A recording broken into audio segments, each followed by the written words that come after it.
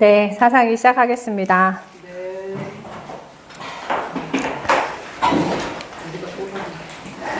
네. 자, 이제 저희가 여호수아에서 순종함으로써 하나님의 그 언약이 성취되었던 것들을 봤다면, 이제 하나님이 그 언약을 성취하실 때 하나님의 전쟁을 하셨잖아요. 하나님의 전쟁을 하면서 사람의 순종을 통해서 그 순종의 세대가 지금 이제 가나안 땅에 머물게 된 거잖아요.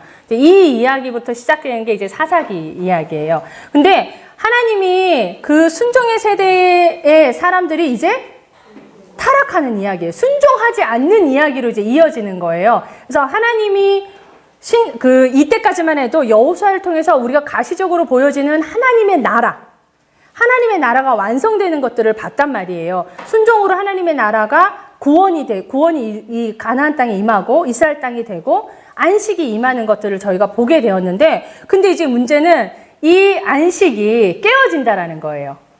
하나님의 구원이 망가지게 되는 것들을 보게 돼요. 하나님의 다스림을 인정하지 않는 거죠. 하나님의 율법을 인정하지 않는다라는 건 하나님의 통치를 거부하는 거고, 하나님의 왕대심을 인정하지 않게 되는 이야기인 거예요. 그래서 하나님의 율법을 어긴다. 그 하나님의 율법에 대해서 신실하게 행하지 못했다라는 것을 사사기에 계속적으로 이제 나오게 돼요. 그래서 가나안 땅에 머물렀던 이스라엘 백성들이 하나님의 언약에 율법에 신실하지 못함으로 하나님의 율법이 없어지게 되고, 그 율법이 이제 존재하지 않는, 결국 하나님의 나라가 망가지고 있는 것들을 보게 되는 게 이제 사사기의 주제예요. 근데 이때 이 주제 안에 뭐라면 얘기가 계속, 이 저자가 뭐라고 얘기하냐면 왕이 없으므로 이렇게 얘기를 하는 거예요. 자, 왕이 없대요.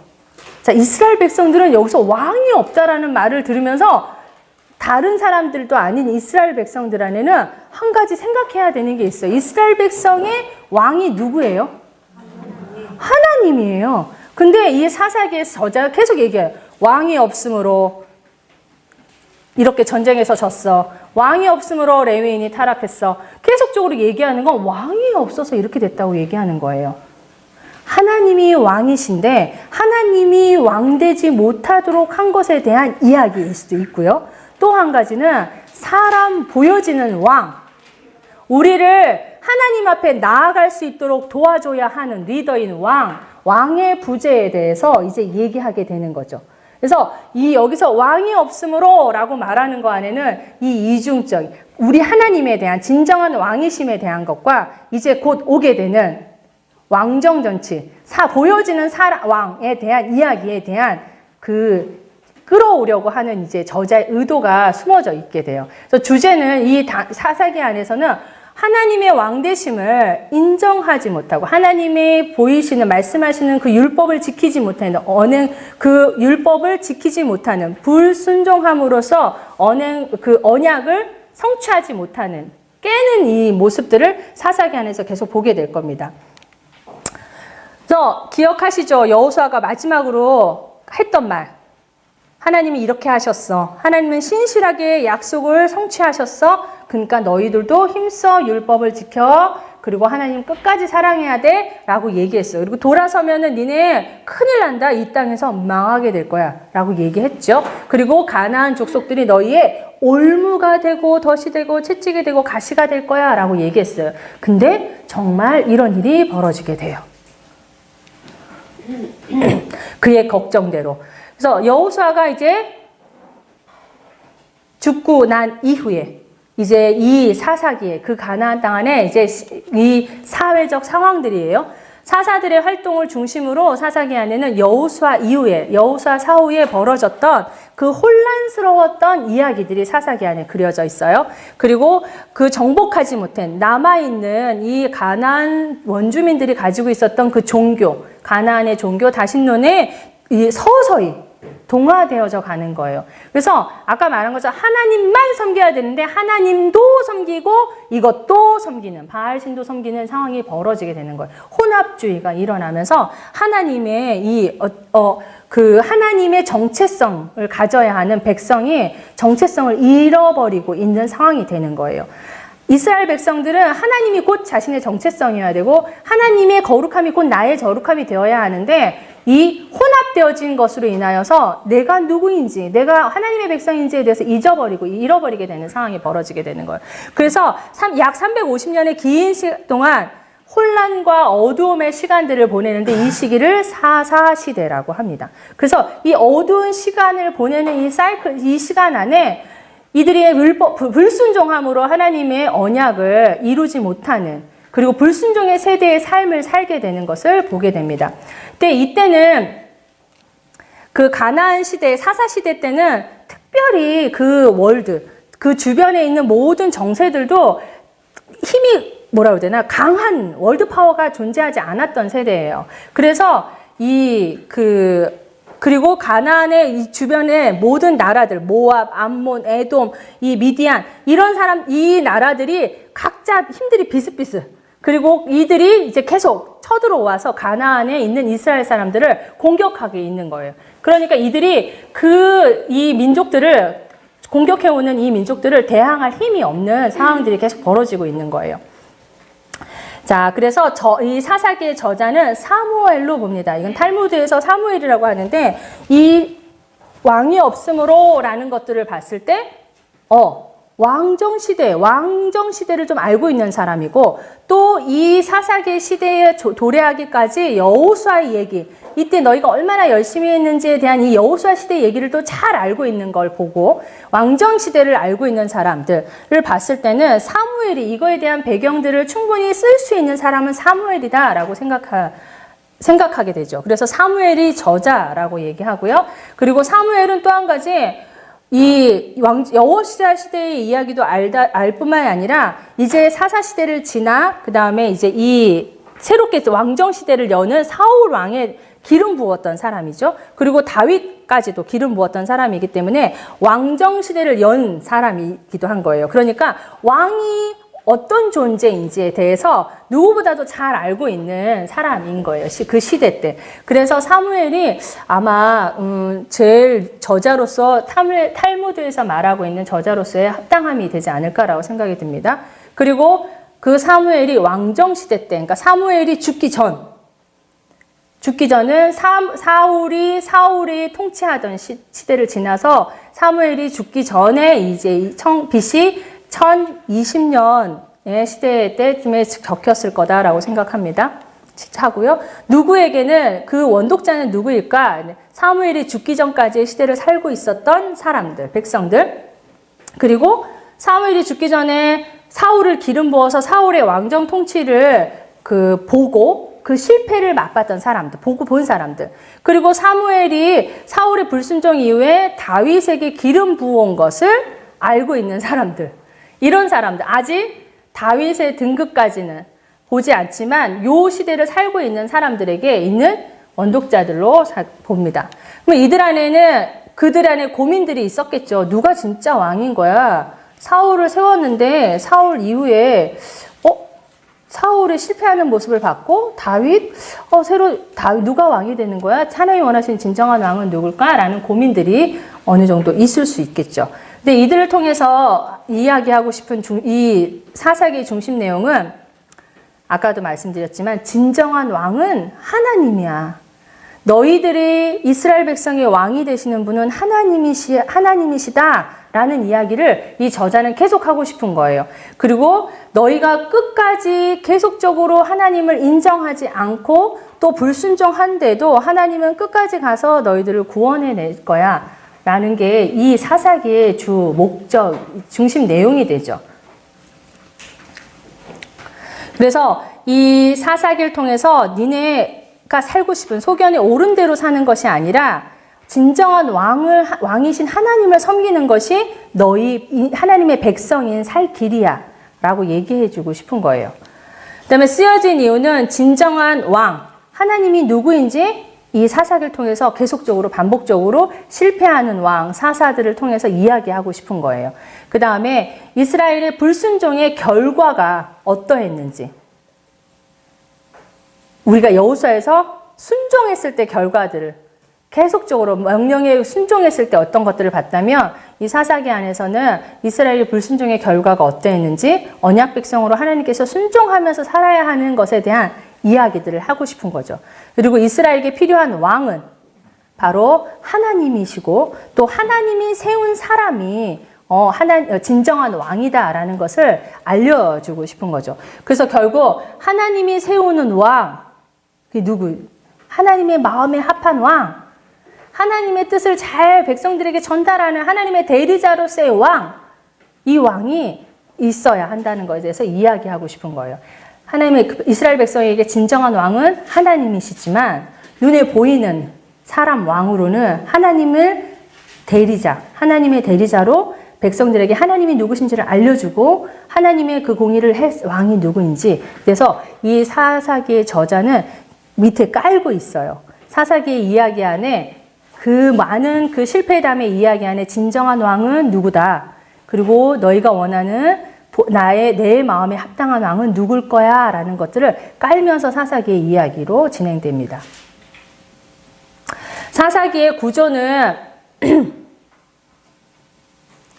이렇게 볼 수 있어요. 근데 저희가 나오는 사사기에 나오는 사사를 12명으로 보는데요. 12명의 이야기가 가운데 딱 있어요. 그래서 3장 7절에부터 사사의 이야기, 운니엘부터 나오는 이 사사 이야기와 삼손의 이야기까지 해서 12명의 사사 이야기를 가운데다 두고요. 그 12명의 사사의 또 가운데에 아비멜렉이라는 사람을 둬요. 아비멜렉은 사사는 아니에요. 근데 스스로 왕이 되려고 했던 자예요.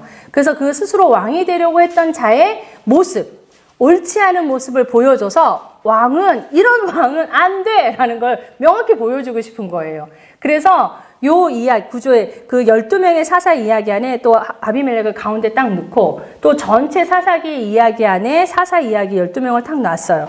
그리고 앞과 뒤에 이스라엘이 왜 가나안 땅에서 실패하고 있는지 이 이야기를 앞에다 놓고 그다음에 뒷부분에 이스라엘이 타락하는 얘기를 놨어요. 근데 실은 이야기 구조상으로 봤으면 이 이스라엘의 타락 이야기 17장 이야기부터 21장의 이야기가 연대순으로 시간순으로 간 이야기가 아니에요. 저 이스라엘의 타락 이야기는 실은 이 앞쪽에 있는 이야기예요. 사사 등장하기 앞에 있는 이야기예요. 그런데 왜 굳이 뒤에다 갖다 놓았냐면 이제 이 이야기의 구조를 좀 더 효과적으로 보여주기 위해서 갖다 놨어요. 그래서 가운데 사사를 딱 두고 이스라엘의 실패와 이스라엘의 타락을 두면서 니네가 이렇게 하나님 앞에서 온전하지 못한 불순종한 모습에 대해서 이야기하고 싶은 거예요. 그래서 이 구조로는 이스라엘의 실패 이야기와 이스라엘의 타락 이야기 두 양옆에다 두고 앞과 끝에 두고 사사 이야기로 12명의 사사 이야기로 되어져 가는 것을 보게 됩니다. 자, 사사기의 특징은 모세오경하고 계속 이어져요. 그러면서 이 사사기 안에 니네가 언약을 제대로 하나님의 율법을 잘 지키지 못했어. 지키는 게 얼마나 중요한지 알아? 라는 얘기들을 계속 강조해요. 그리고 또 보면 사울보다 다윗이 더 우월하다는 얘기를 슬쩍 이 이야기 가운데 심어 놓는데요. 뭐냐면 사울이 속한 지파를 조금 이야기하면서 살짝 밑으로 이렇게 하고 다윗이 속한 지파를 조금 더 착하고 당연하다, 더 자격이 된다라는 이야기로 자꾸 가지고 가요. 그래서 이 사사기를 볼 때 여기서 나타나는 사사의 이야기에만 관심을 둘 것이 아니라 여러분이 다 알고 있는 유치원 때부터 들었던 주일학교에서 계속 들었던 이야기, 기드온, 삼손, 많은 사사의 이야기, 그 스토리에 관심을 가지시지만 그것보다 사사기가 말하고 싶어 하는 거는 이런 얘기예요. 언약을 지키는 게 얼마나 중요한지 알아? 그래서 니네가 언약을 불순종했기 때문에 이렇게 실패하게 된 거야. 그리고 하나님이 왕이신데 하나님의 왕되심을 인정하지 않고 하나님의 통치를 인정하지 않은 행위들이야, 이것이. 그래서 왕이 없었기 때문에 니네가 이렇게 망하게 된 거야 라는 얘기들을 계속 하고 있는 거예요. 근데 그 와중에 사사를 등장시켜서 하나님 계속 얘기하시는 건 니네 불쌍하니까, 니네 고통받고 압제당하고 있으니까 하나님이 어떻게 하시냐면, 그래 니네 불쌍하니까 부르짖으니까 내가 가서 도와는 주지. 근데 그리고 도와주는 사사를 세웠지만 그 사사가 결코 너희들의 구원의 직접적인 대상이 되지 못하는 것, 너희들을 구원해 줄 존재가 아니라는 것에 대해서 알게 되는 거예요. 그래서 사사기에서 말하고 싶은 건 하나님이 진정한 왕이야. 그리고 내가 너희들을 다스리고 통치할 건데 나의 율법을 지키는 것이 얼마나 옳은 일인지, 지키지 않는 모습을 보면서 지켜야 되는 것에 대해서 얘기하고 싶은 거예요. 그리고 나선 더 나아가서 이 다윗이 하나님의 마음에 합당한 다윗의 이야기로 가져가고 싶은 게 이 저자의 의도가 숨어 있는 거죠. 그리고 나서 너희 12지파가 연합해야 되는데 하나님 나의 왕들을 인정하고 니네가 율법에 맞춰서 연합해야 돼 라는 것에 대한 이야기들로 이 사사기가 이어져 가고 있습니다. 가나안 땅에 대해서는 우리가 어제 봤죠. 가나안 땅은 농경 중심의 사회였고 다신론이었고 바알과 아세라, 아스타롯 이들의 제사 지내는 성적인 문란남들 때문에 이들이 생각하기에는 농경에 풍성함이 온다라고 생각하고 있었던 게 가나안 땅의 문화예요. 그 다음에 그래서 음란했겠죠, 당연히. 그리고 그때 이제 여러분이 이 사사기를 보실 때 블레셋이라는 존재가 이제 드디어 출현하게 되는 것들을 보게 돼요. 그래서 요 당시에 이제 12세기쯤 되면 블레셋이 이 가나안 땅에 자리 잡게 돼요. 그래서 여러분이 나중에 이제 삼손쯤에 됐을 때는 블레셋이 삼손에 대적하게 되는 이 상황들을 볼 때, 아, 드디어 우리가 많이 알고 있는 블레셋이 이때 등장하게 되는 것들을 보게 되죠. 그래서 가나안 땅에 대해서 여러분들이 이제 보시면 될 것 같고요. 자, 이제 이스라엘의 실패에 대해서 가볼까요? 이스라엘이 왜 실패했어요? 다 쫓아내지 못했어요. 근데 여호수아가 죽고 나서 이 상황은 점점 더 악화되고 있어요.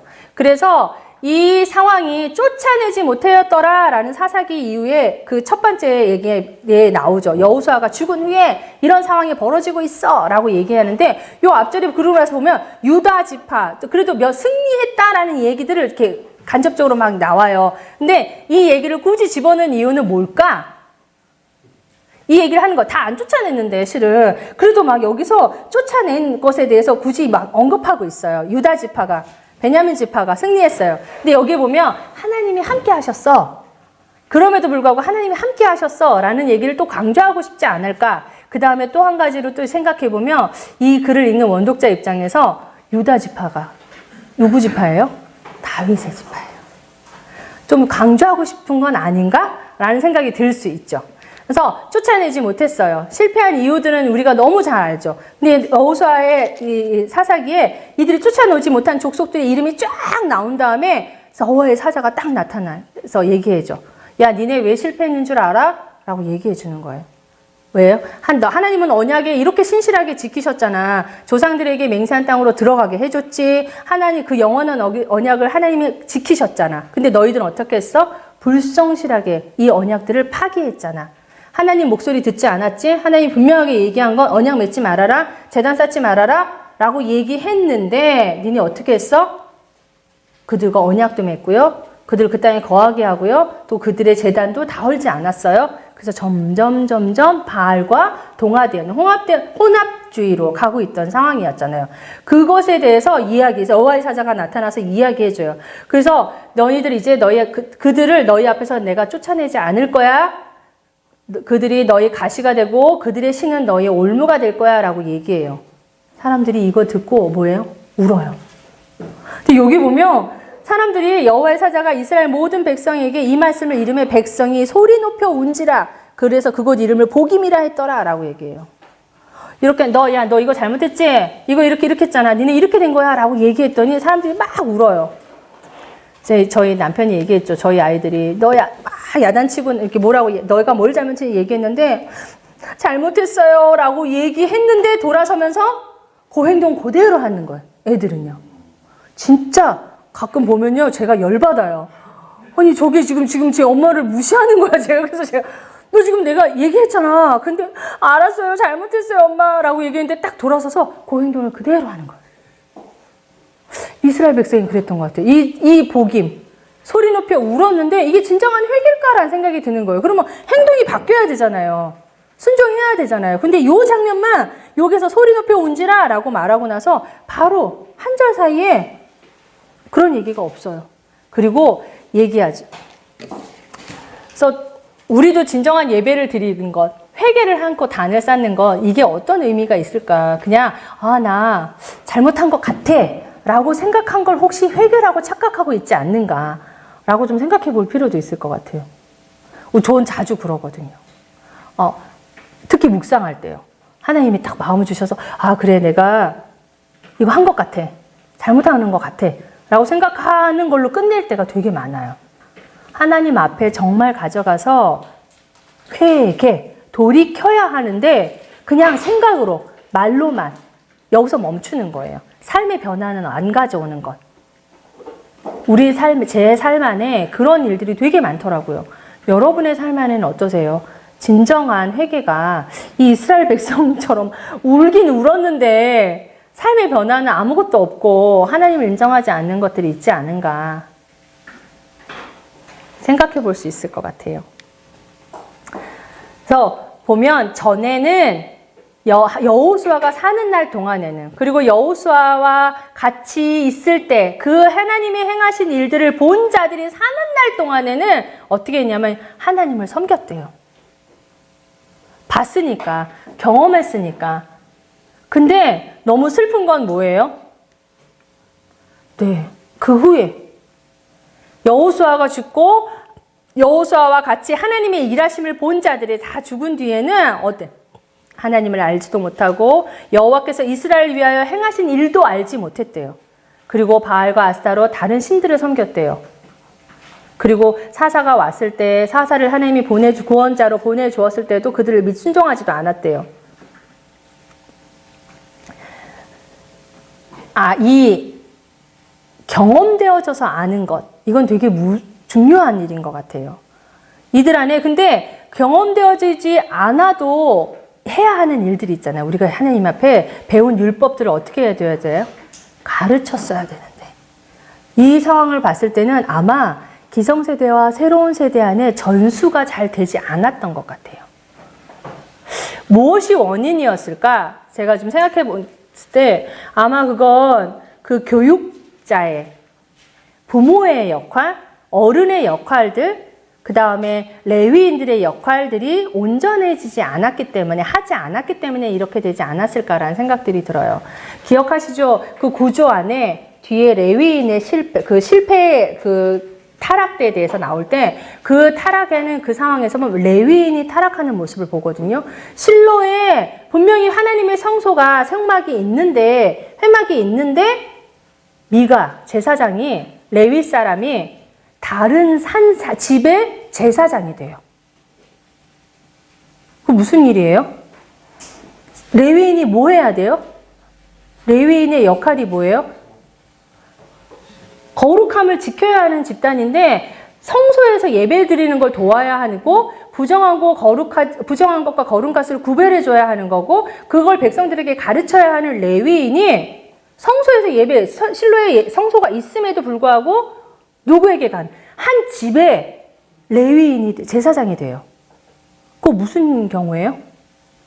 잘 생각해보면 얘가 지금 부르심을 잊어버린 거야. 얘 지금 자기 소명을 잃어버린 거야. 맞아요. 근데 잃어버릴 수밖에 없는 상황을 한번 생각해 보세요.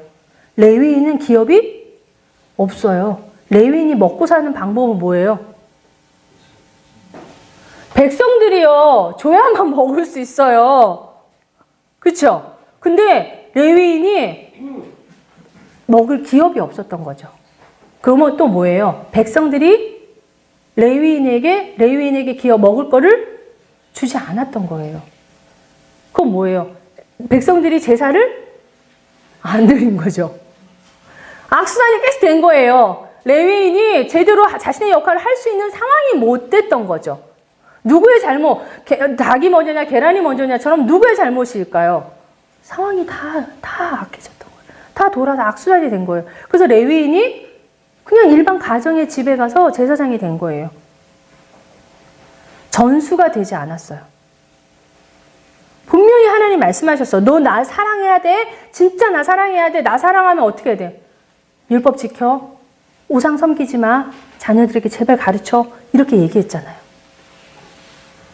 나는 너 진짜 사랑해서 내가 너를 구원해주고 함께 있어줄게. 내가 너를 함께 이렇게 하나님 말씀하셨잖아요.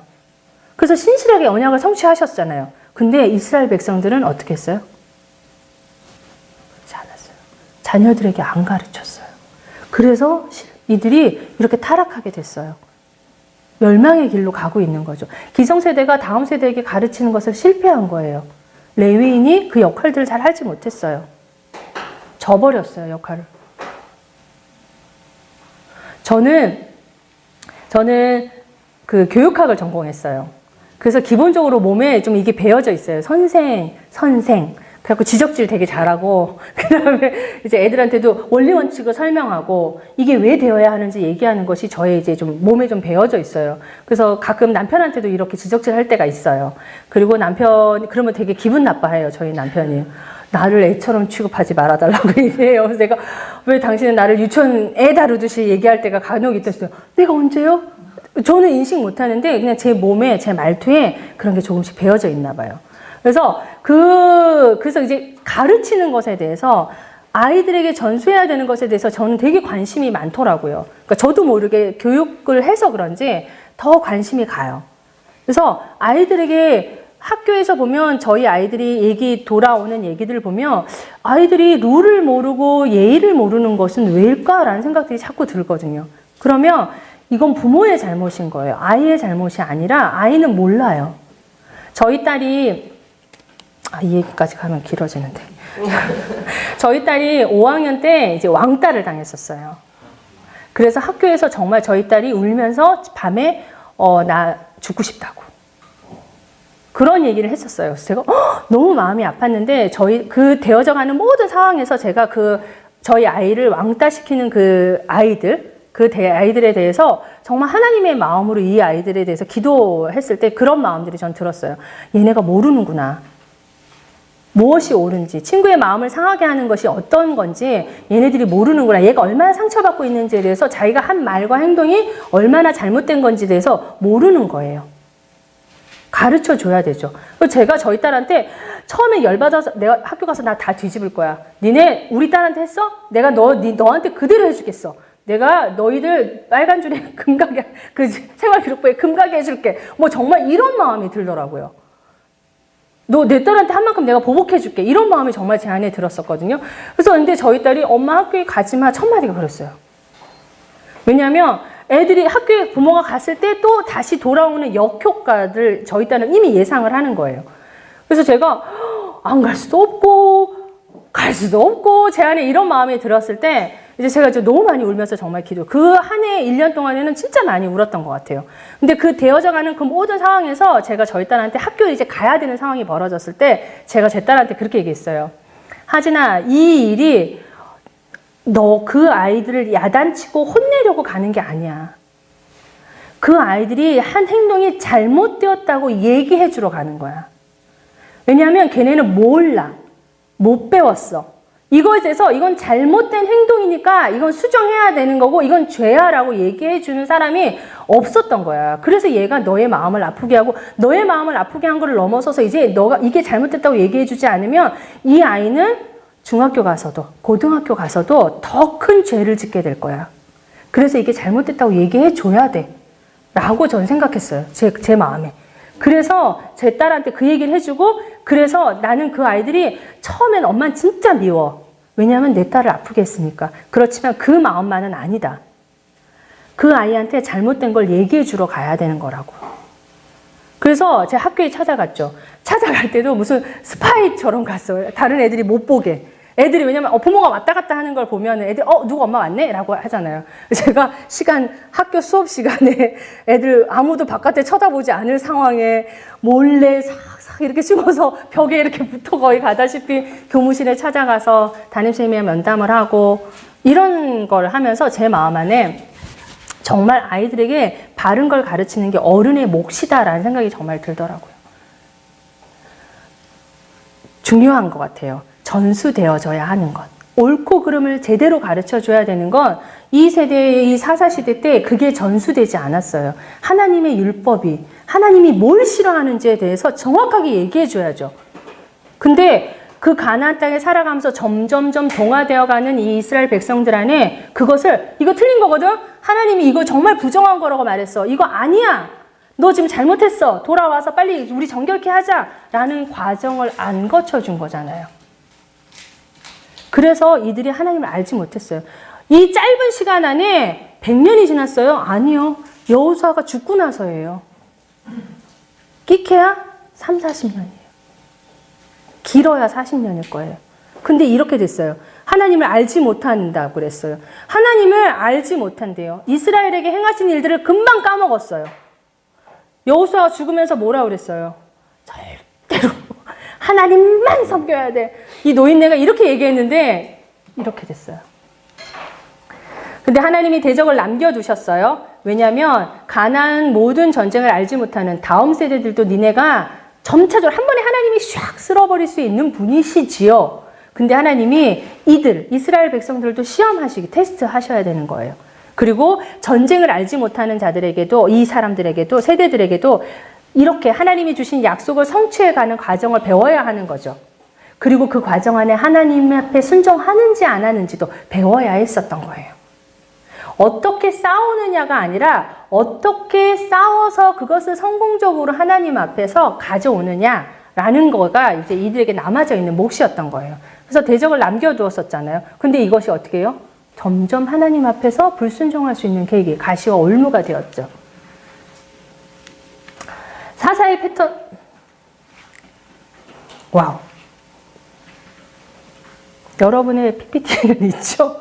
제 여기는 안 뜨네요? 이게 없나 봐요. 뭘 누를까요? 와. 사사기의 패턴을 보면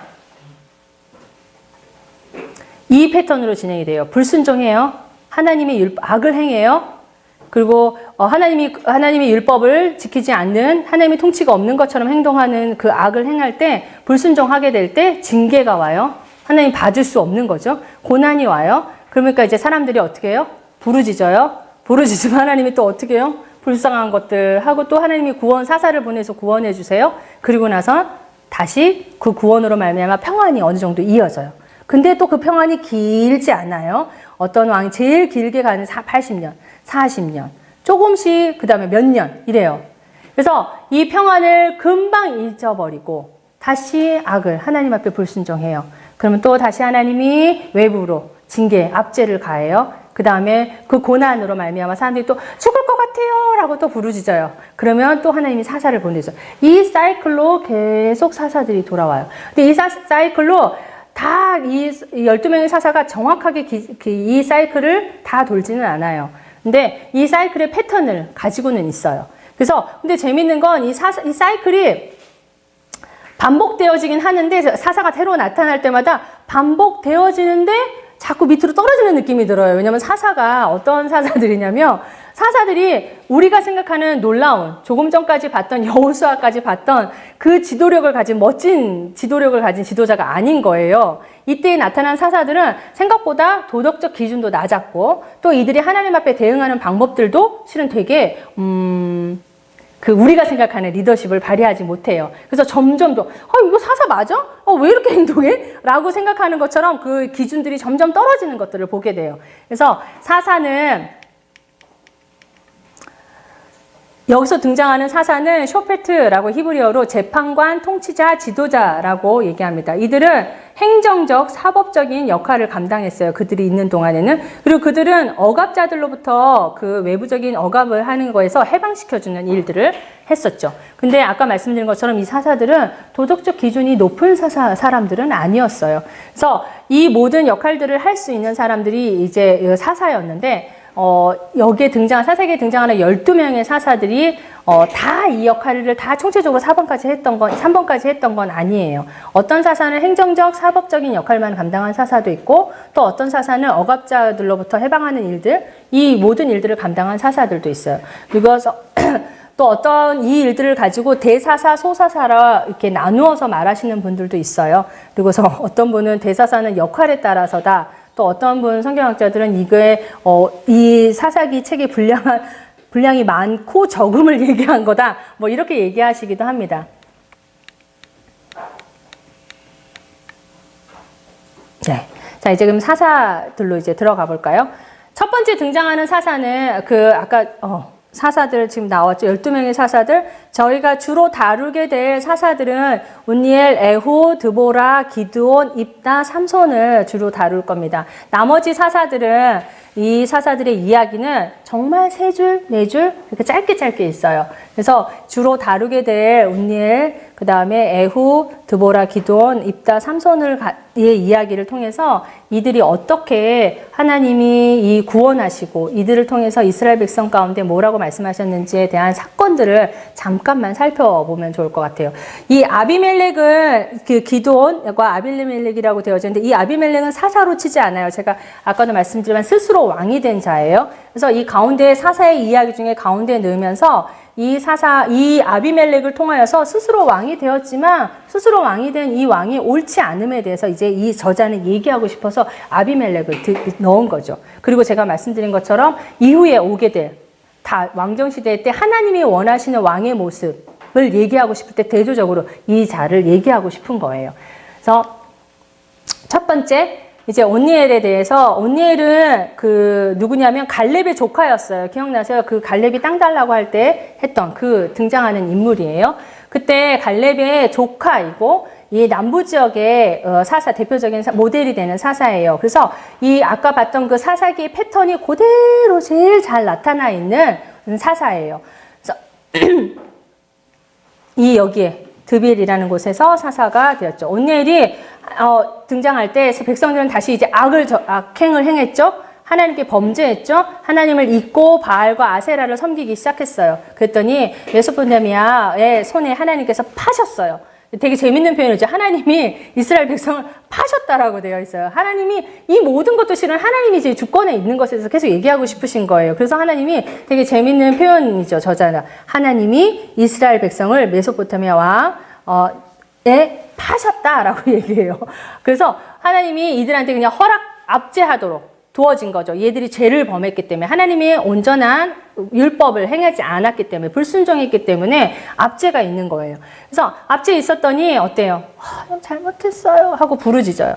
그랬더니 하나님이 구원자 온니엘을 보내주시고 온니엘이 그들과 싸워서 어떻게 해요? 40년간 평온하였더라라는 이야기가 이제 온니엘의 사사의 이야기예요. 자, 이제 두 번째로는 되게 짧게 지나갈 거예요. 이야기는 에훗이 나와요. 에훗의 이름이 왼손잡이라는 뜻이에요. 근데 이 베냐민 사람이에요. 근데 베냐민 사람들은 오른손의 아들들이에요. 근데 에훗은 왼손잡이래요. 그러면 이 동네, 이 지파에서 약간 어떻게 했겠어요? 네. 약간 좀 거시기 해요. 그 주 요인은 안 됐던 거예요. 근데 이 에훗이 이 사사가 됐어요. 근데 이 재밌는 이야기가 이제 모압 에글론하고 있었던 일들이 이제 이 에훗이 보시면 저기 왕이고요.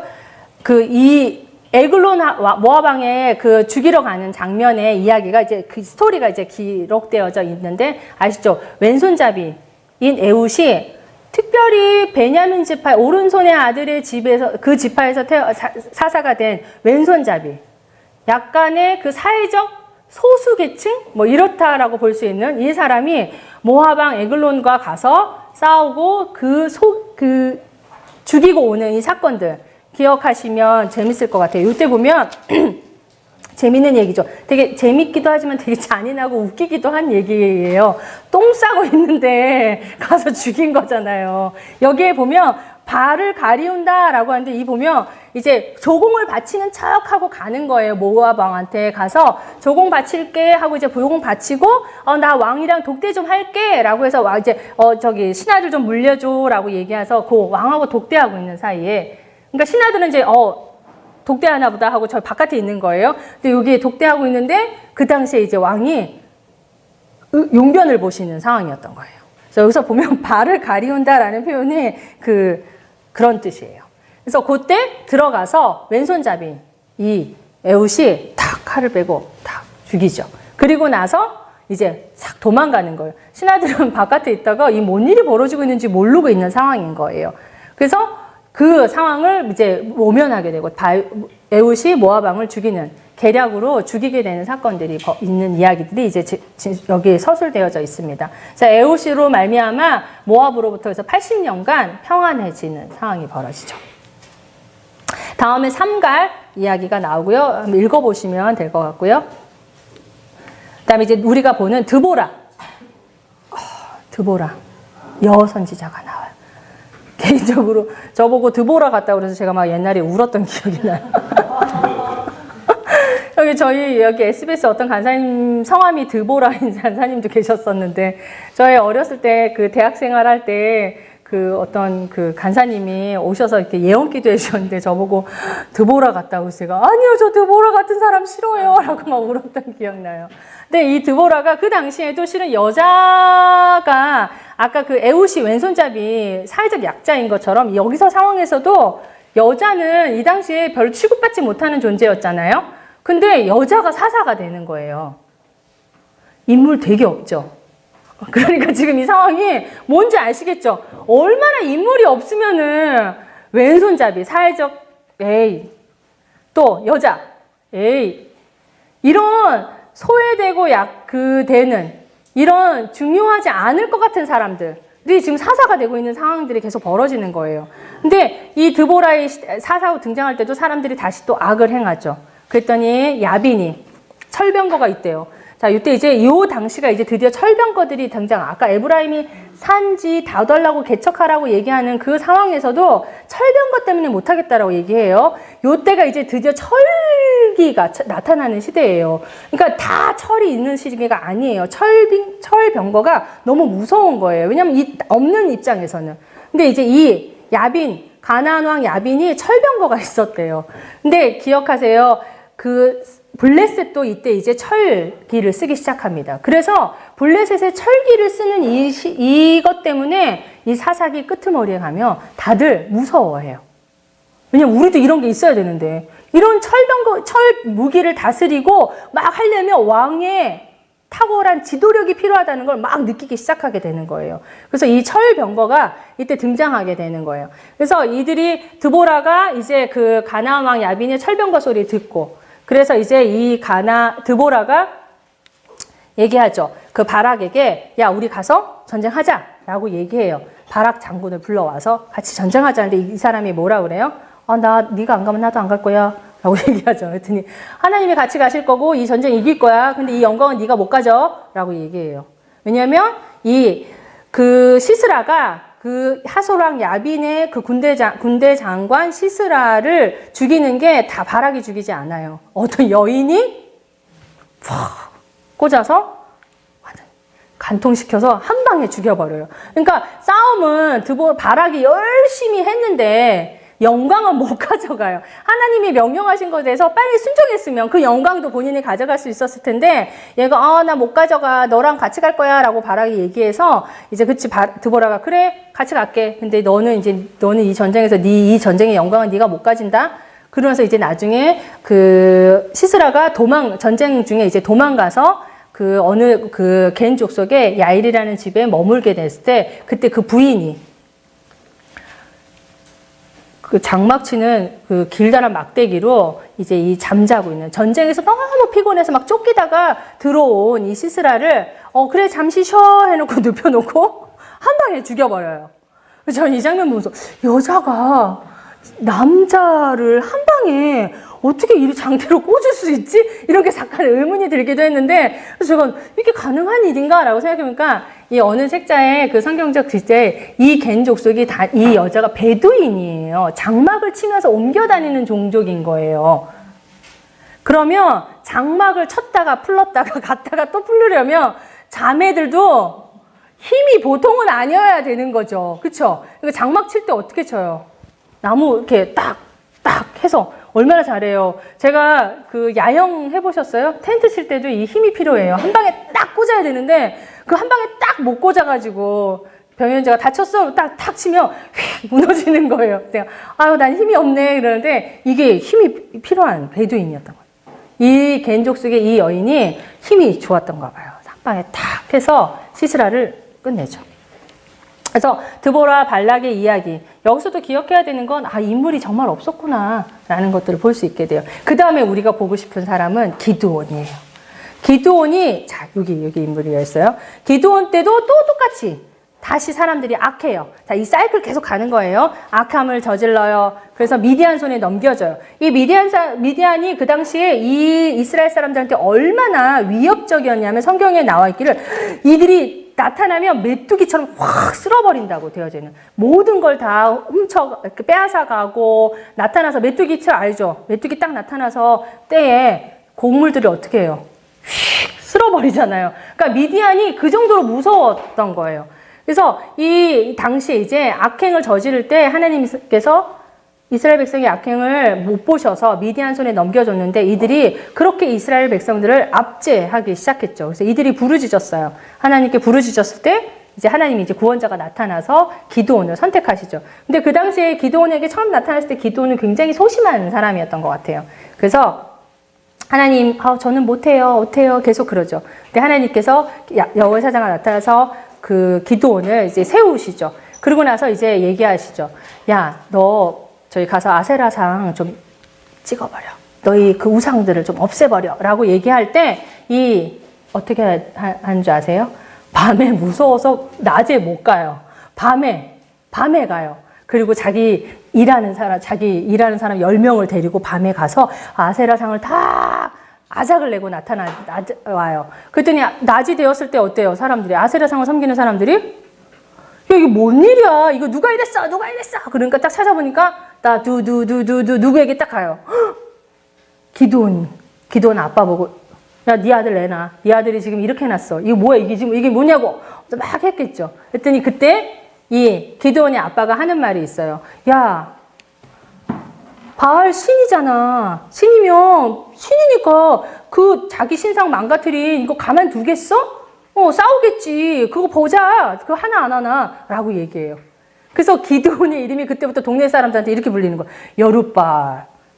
바알이 싸운다. 바울로 싸우게 해라. 이런 의미로 여룻바알이라는 이름이 붙여지게 되는 거예요. 아세라상을 확 뽀갠 이유로. 그래서 이 기드온의 이름이 이제 여룻바알. 그러면서 이제 이 기드온이 하나님이 자기를 부르신 것에 대해서 이제 서서히 인식하게 되는 거죠. 그리고 우리가 잘 알게 되는 미디안과의 전투에 이제 가게 되는 거예요. 그래서 전투와 이제 미디안과 싸움이 벌어질 때 어때요? 이제 가려고 하니까 군사 많이 필요하지. 군사를 막 모았어요. 근데 하나님이 뭐라고 그러세요? 아니야. 그래서 이제 몇 명으로 줄어들죠? 300명. 저희가 잘 아는 기드온과 300용사가 요때 이제 생기는 거예요. 근데 이 300명을 이제 어떻게 300명을 만들었어요, 하나님이. 근데 그때 얘기하죠. 야, 이 싸움 내가 하는 싸움인데 니네 인원 많으면 뭐라 그러냐? 니네가 잘해서 이겼다고 할까봐 내가 인명 적게 만드는 거야. 누구 이름이 드러나려고 하시는 거예요? 하나님 이름이 드러나야지. 기드온이 너희가 잘했다고 생각할까봐, 니네가 이 싸움을 주도했다고 생각할까봐 하나님이 아니야, 이거 내가 한 싸움이야. 그래서 300명. 내 말대로만 한 300명만 딱 추리죠. 그리고 나서 300명 딱 해야 되는데 그래도 이제 기드온이 너무 두려운 거예요. 싸움을 앞두고 있을 때. 그때 하나님께서 다시 한번 기드온에게 찾아가셔서 용기를 주세요. 야, 너 이 밤에 안 되겠다. 너 지금 아직도 너 겁나지? 그러니까 하나님이 자, 저 적진에 가서 좀 듣고 와봐. 보고 와봐. 해서 너 혼자 가기 힘드니까 저기 누가 한 명 데리고 가. 그래서 데리고 가죠. 가서 적진에 몰래 들어갔는데 미디안 사람들이 나누는 이야기를 듣게 되는 거예요. 뭐라고 그래요? 미디안 사람 두 사람이 얘기를 나눠요. 뭐라고? 꿈을 꿨는데 야, 이따가 뭔가 굴러와서 우리 진영을 다 망치는 거야. 꿈을 꿨어. 이거 뭔지 모르겠어. 또 한 사람이 얘기하죠. 야, 그거 바로 이스라엘 사람들이 이 가나안 땅에서 이렇게 할지도 몰라. 이 얘기를 듣는 순간 기드온이 어떤 마음이었겠어요? 아, 이 싸움은 하나님부터 온 싸움 맞구나 라고 가서 우리가 잘 아는 그 기드온과 300용사의 횃불과 항아리를 들고 싸우는 싸움들이 일어나게 되는 거예요. 이들이 한 일은 뭐예요? 기드온과 300용사는 하나님이 하라는 대로 순종만 했어요. 그랬더니 미디안 사람들이 다 도망가고 미디안의 전쟁에서 이기게 되는 상황이 벌어진 거예요. 근데 기드온이 그리고 나서 얘기하죠.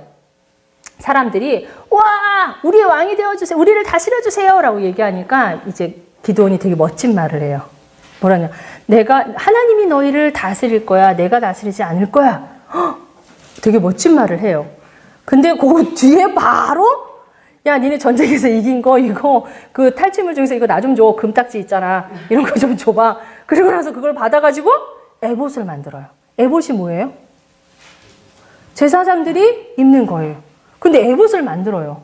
그 전쟁에서 탈취된 그 금고리들을 가지고 에봇을 만든 다음에 자기네 집에 둬요.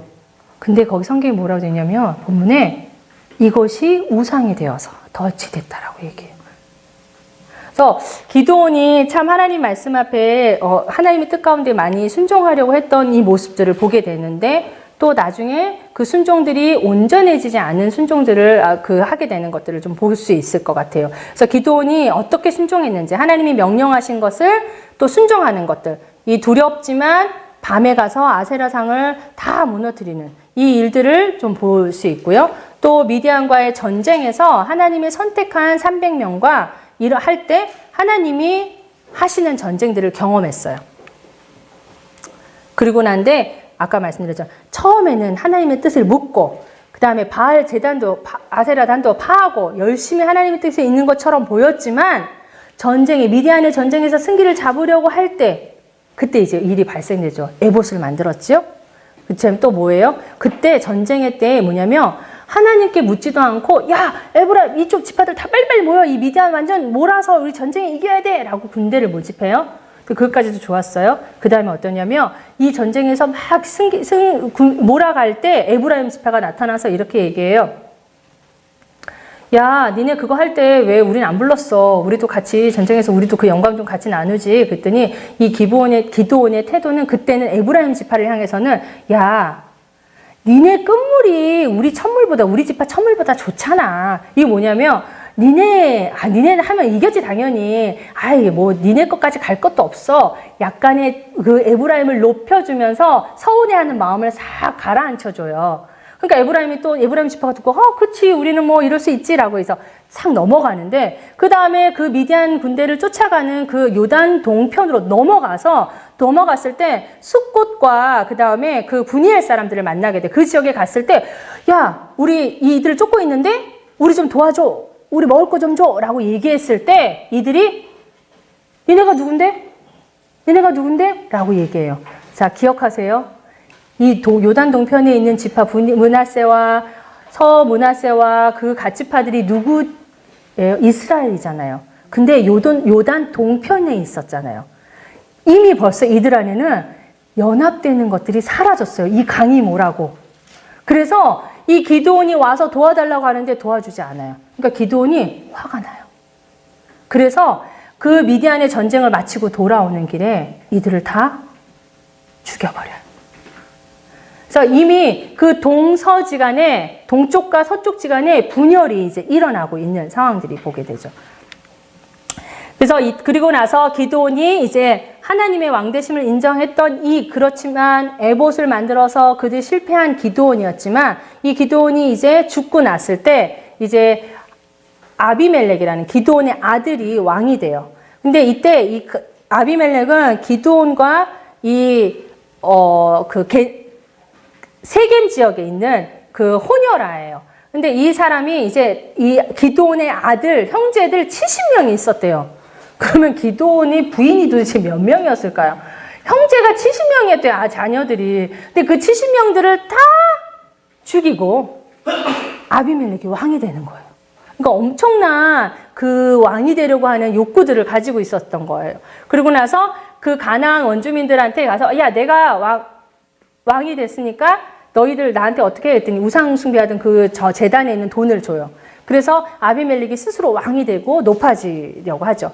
그래서 이 되어지는 얘기들이 쭉 전쟁이 되고 결국 이 아비멜렉은 어떠냐면 그 전쟁 가운데 있다가 한 여인이 던지는 맷돌 윗짝에 맞아서 죽게 돼요. 그러니까 스스로 왕이 되려고 했던 이 아비멜렉이 마지막은 결국 죽음으로 가게 되죠. 그래서 이 상황을 보면서 원독자들한테는 진정한 왕이 누구인가? 어떤 사람이 왕이 되는 게 좋은가? 어떤 성품과 어떤 리더십이 필요한 거지? 라는 것들을 이 원독자들은 고민하겠죠. 그 다음에 등장하는 돌라와 야일, 그 다음에 이제 입다의 이 사사를 좀 보고 싶어요. 이 입다도 하나님 앞에서 이제 악을 행해서 가나안 신을 섬기는 이들이 이제 섬기기 시작하니까 또 다시 하나님이 진노하셔서 블레셋과 암몬 손에 파시는 일들, 이 사이클을 계속 돌아요. 근데 그 중에 한 가지 기억해야 되는 건 입다가 동쪽, 요단 동쪽의 사사였다는 거예요. 보세요. 그쵸? 요단 동쪽에 갓 지파와 므낫세 지파 그 위에 있는 딱 그 지파의 동쪽의 사사였어요. 그럼 무슨 일이 또 벌어질까요? 동쪽과 서쪽에 이미 분열이 일어났어요. 그래서 입다는 그 사사로서 하나님이 이스라엘 보내졌을 때 이스라엘 백성들을 구원하고 또 사사로서의 어떤 명예들을 했을 때 나중에 딸을 걸고 하나님이 이 전쟁에서 이기게 하시면 제가 제 딸을 바칠게요 라고 얘기하는 일들로 해서 실수를 범하기도 해요. 근데 그리고 또 한 가지 또 이 동쪽 사사로서 서쪽 사사 에브라임이 와서 서쪽에 있는 지파 에브라임이 와서 또 불평을 해요. 야, 니네 갈 때 싸움할 때 우리 좀 부르지 그랬어. 왜 우리 안 불렀어? 또 얘기하니까 빈정이 상하죠. 그래서 입다가 이제 에브라임 사람들, 요단 강가에 딱 서서 지나가는 사람들한테 야, 자, 성 해봐, 성. 성 못하고 승 하면 너 에브라임 사람이구나. 이거랑 똑같이 시볼렛이라고 해봐. 시볼렛 얘기하든지 시볼렛 얘기하면 발음 틀렸네? 너 아니구나 해서 에브라임 사람을 42,000명이나 죽이게 되죠. 그러니까 동서 간의 갈등들이 이제 계속 일어나는 거예요. 이 요단 동편 그 강 하나가 이제 계속적으로 이들 안에 연합되지 못하는 일들, 특별히 이제 그 12지파가 하나 되지 못하는 일들을 벌이게 돼요. 입산, 엘론, 압돈 이들도 이제 사사이었는데 이들의 기록을 보면 아들이 몇 명이었고 이방인과 몇 명을 결혼했고 뭐 이런 얘기들만 있어요. 근데 보시면 아들과 자녀들이 참 많은 것들을 볼 수 있어요. 그 다음에 이제 우리의 이제 12사사 중에 마지막 사사 삼손의 삼손 이야기는 우리가 너무나 잘 알아요. 이 삼손은 태어날 때부터 나시린이었어요. 하나님이 이를 사용하기 위해서 여러 번 나타나서 하나님의 사자가 나타나서 삼손이 태어날 것에 대해서 계속 이야기하시죠.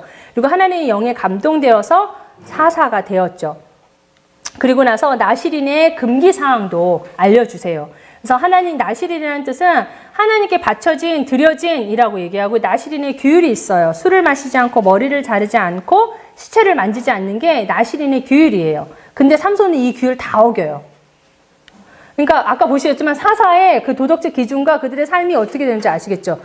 점점 나선형으로 돌면서 어떻게 해요? 계속 사사의 모습은 계속 하락하는 모습, 하향하는 모습을 보시게 돼요. 삼손이 어떤 부정을 해요? 아까 말씀드린 대로 이방 여인하고 하면 안 되는데 했어요. 시체도 만졌어요. 그 다음에 술도 마셨어요. 그리고 나중에 결국 어떻게 돼요? 머리가 잘려서 하나님이 그 나시린으로 해서 이 역할들을 하지 못하는 불순종을 가지게 되죠. 그리고 이때 마지막으로 삼손이 하나님의 영이 떠난 것을 알지 못할 정도로 자기가 나시린인 것을 알았음에도 불구하고 그 삶이 온전히 나시린으로서의 그의 머리로만 인식하고 삶으로 살아내지 못함으로 말미암아 나중에 머리가 깎여서인데도 하나님의 영이 자기를 떠난 걸 깨닫지 못하는 상황이 벌어지게 되죠. 그래서 하나님의 영이 떠나서 그는 이제 나시린으로서의 역할들을 할 수 없는 이 상황들을 발견하게 되죠. 그러고 나서 이 마지막으로 삼손이 하나님 앞에 부르짖죠. 하나님 마지막 자비를 좀 베풀어 주십시오 라고 하는 것 같아요. 그래서 삼손이 살아있을 때보다 죽을 때 단번에 죽인 자가 훨씬 많았더라 라고 하면서 삼손이 우리가 마지막 아는 이야기에 머리가 이방인들의 그 잔치에서 죽이게 되죠. 그래서 이 이야기들을 사사 이야기로 12명의 사사가 끝나요. 17장부터는 제가 말씀드렸지만 21장까지의 이야기는 이제 이스라엘에게 타락 이야기가 나와요. 근데 이 이야기는 시간 순으로 뒷부분에 해당하는 이야기가 아니라고 제가 말씀드렸어요. 이 이야기의 사사기의 이야기의 흐름에서 이 강조하고 흐름의 이 이야기들을 구조상으로 배치하다 보니 뒤에다 놓여진 거예요. 이스라엘에게 타락되는 모습들, 이들의 모습들은 17장부터 21장에 보면은 레위인의 타락, 특별히 그 이야기들이 강조되고 있어요. 자, 보시면 미가의 제사장 이야기 우리 아까 보셨죠? 누구를 위한 제사장이었어요? 그냥 한 사람을 위했어요. 근데 그때 이 이야기 끝에 뭐라고 얘기하냐면요. 왕이 없으므로. 진짜 왕이 없었죠. 근데 여기서 말하는 왕이 누굴까요? 하나님의 규율이 없음으로 인해서예요. 그리고 그 하나님의 규율을 대신할 왕이 정말 없었죠. 가르쳐줄 왕이 없었죠. 그리고 또 얘기하는 그때 거주할 기업의 땅을 구하는 단 이야기가 나와요. 이 미가의 제사장이 있는 이때 단이 어때요? 처음 분배한 땅에서 살지 못하고 북쪽으로 찾으러 갈 때 이 미가의 제사장을 데리고 가잖아요. 야, 한 지파의 제사장 할래? 한 지파의 제사장 할래? 그리고 데리고 가잖아요. 데리고 가서 임의로 자신들의 제사장을 세우잖아요. 이때 뭐예요? 왕이 없으므로, 이것도 얘기하는 게 왕이 없어요. 중앙 권력, 힘을 자기 해줄 왕이 없으므로 이 문제를 해결해 주면 지파 간의 이야기들이고 이 문제들을 정확하게 옳고 그름을 얘기해 줄 왕이 없다는 거예요. 그래서 왕이 없으므로 이런 문제가 발생했어. 왕이 없으므로 이 문제가 발생했어. 라고 계속 이제 얘기하고 있어요. 반복적으로 17장부터 21장의 이야기에 사건 등장하는 사건의 결론은 왕이 없으므로 얘기하고 있어요. 그 다음에 레위인의 타락의 이야기가 나와요. 19장에는요. 레위인이 첩을 뒀어요. 이거부터 좀 이상한 얘기예요. 레위인은 첩을 둘 수 없어요. 첩을 뒀어요. 근데 그 레위인의 첩이 또 행음했대요. 그래서 그 레위인이 또 찾으러 가요. 이 모든 룰에서 자꾸 벗어나는 일을 하는 거예요. 그래서 이제 데리고 가려고 하는데 계속 그 장인이 어떻게 해요? 하루만 더 있다가 계속 이래요. 이 무슨 얘기냐면 레위인은 뭐 하는 사람이에요? 성소를 지켜야 돼요.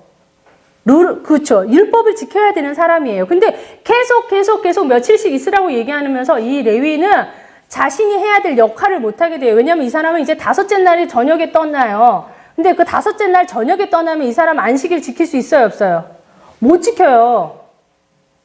계속 미루다 겨우 떠난 게 다섯째 날 저녁에 떠난단 말이에요. 안식일 못 지켜. 이 사람 룰이 제사장인데 본인의 역할에 대해서 정확한 인식이 없어요. 그래서 갔어요. 갔는데 이제 어떤 일이 벌어져요? 기브아에 갔을 때 나그네 그곳에 도착했을 때 그곳에 베냐민 지파의 기브아라는 곳에 갔을 때 머물게 되죠.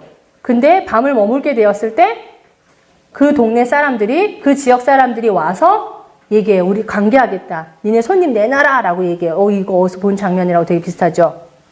그렇죠. 소돔과 고모라에서 본 장면하고 똑같죠. 얼마나 죄가 이 땅에 만연해 있는지 볼 수 있어요. 소돔과 고모라 때도 기억하시죠? 하나님이 그 죄가 만연해 있는 이 상황들을 하나님이 정말 참으실 수 없을 정도로 죄가 가득했었어요. 근데 지금 여기가 그래요. 기브아 땅에 갔는데 새로운 손님이 왔다고 내가 관계하겠다고 손님 내놓으라고 얘기해요. 그래서 어떻게 해요? 첩이 내보내줬어요. 이거 보면 막 열받죠, 자매님들. 이거 뭐야, 이 남편 지금. 그래갖고 이 여인이 어떻게 돼요? 밤새 괴롭힘을 당하고 이 레위인은 집안에 있고 이 첩이 밤새 괴롭힘을 당하고 나서 아침이 돼서 이 레위인이 집에 가자. 그리고 문 열고 딱 나왔더니 자기 첩이 어떻게 있어요? 죽어 있어요. 그리고 데리고 와서 이 레위인이 이 첩을 데리고 와서 12족을 내서 지파들에게 다 보내는 거예요. 이 지파에 베냐민 지파의 악행을 알리려고 하는 거죠. 그래서 이 이야기 안에 실은 보세요. 베냐민 지파의 악행을 자꾸 드러내려고 하고 이것들 보면 이제 곧 오게 되는 왕정 시대에 다윗 왕이 이 베냐민 지파의 사울 왕의 실패를 좀 본 사람들이라고 했잖아요. 원독자들이. 그러면 이 사울 왕이 나온 이 지파는 아니었구나. 사울 왕은 하나님의 마음에 합당한 왕이 아니었구나. 이런 부분들을 원독자들은 조금 알 수 있겠죠. 그래서 굳이 지파를 강조하고 또 굳이 이 베냐민을 조금 더 아래로 까는 것들을 볼 수 있게 돼요. 그래서 이 레위인의 도덕적 타락에 또 결국은 왕이 없음으로 얘기해요. 그래서 이제 이 레위인이 12족 보냈죠? 사람들이 와 불같이 일어나서 아니 우리 땅 안에 이런 악행이 벌어졌어 하고 사람들이 막 모여요. 미스바에 모여요. 그리고 나서 그 아까 베냐민 지파의 기브아에 있는 그 사람들을 징계하기 위해서 막 이제 징계하자라고 해요. 그래서 베냐민 지파를 불러서 야 니네 왜 이랬어 했더니 우리가 그래서 싸움이 벌어져요. 베냐민과 나머지 지파들 싸움이 벌어지는데 2번 져요. 연합군이 베냐민에게. 이거 무슨 일이야? 왜 이러지? 그래서 다음에 이들이 하나님께 다시 기도하고 언제 하면서 다시 전쟁했을 때 이제 결국 이기게 되긴 해요. 근데 베냐민 지파가 인원이 그 전쟁으로 말미암아 전멸할 수준으로까지 가게 돼요.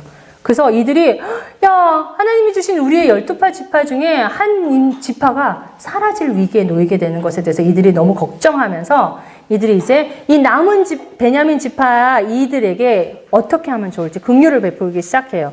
긍휼을 베푸는 여러 가지 방법들 이제 뒤에 나오게 돼요. 우리가 언약했으니까 딸은 줄 순 없고 딸 주지 말자고 언약했으니까 딸은 주면 안 되고 어떻게 이들이 존속해야 되는데 이 족속을 어떻게 이어가게 하지? 그럼 여인이 있어야 되는데 그래서 준 길리앗 야베스의 여인들을 결혼하게 주고 실로로 나오는 여자들 그 제단에 예배드리러 나오는 여인들 춤추러 나오는 여인들을 또 잡아다가 또 베냐민 지파에게 주고 이러면서 베냐민 지파에 전멸할 수 있는 다 없어질 수 있는 위기를 모면하게 되는 사건들이 이제 여기에 나와요.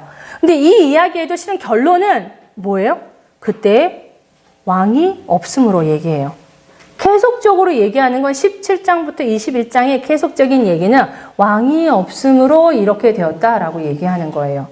왕이 없음으로 우리 하나님의 진정한 왕이 없고 하나님의 율법을 제대로 순종하지 않음으로 인해서 레위인의 타락이 생겼고 우리가 이스라엘 땅, 이 가나안 땅에서 실패했고 또 보여지는 왕이 없음으로 인해서 하나님을 대신할 왕이 없음으로 우리가 하나 되지 못했고 우리가 하나님의 하나님됨을 행하지 못했다라고 계속 이 사사기는 이야기하고 있는 거예요. 자, 다 같이 읽어볼까요? 이제 끝낼 시간이 돌아왔어요. 그때 시작. 그때 이스라엘에 왕이 없으므로 사람이 각기 자기의 소견에 옳은 대로 행하였더라. 이 모든 이야기가 근본적인 이유가 왕이 없으므로 왕이 부재로 인해서 이 모든 일이 일어났다고 얘기하는 거예요. 맞죠?